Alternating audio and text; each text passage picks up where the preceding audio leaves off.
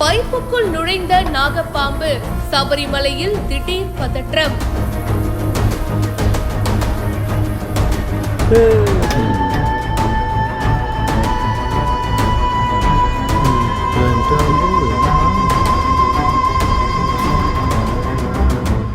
ஆறடி நீளமுள்ள நாகப்பாம்பு பிடிக்கும் பரபரப்பான வீடியோ சமூக வலைதளங்களில் வைரல்.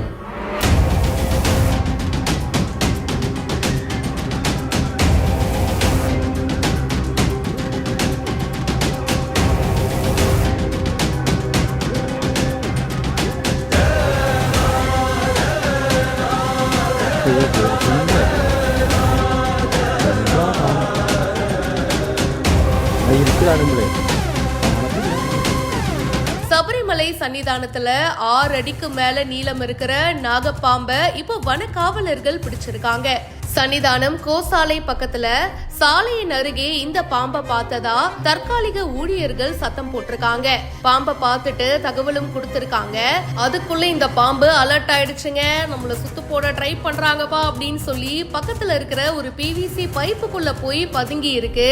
அதுக்கப்புறமா வனக்காவலர் குழுவினர் வந்திருக்காங்க. கடுமையா போராடி அந்த பைப்புக்குள்ள இருந்து அந்த பாம்பை எடுத்திருக்காங்க. 6 அடி நீளமுள்ள நாகப்பாம்பு எப்படி இருக்கு பாருங்க, பார்க்கவே கொஞ்சம் டெரரா இருக்குல்ல. இந்த வீடியோ இப்போ சமூக வலைத்தளங்கள்ல வேகமா பரவிட்டு இருக்கு.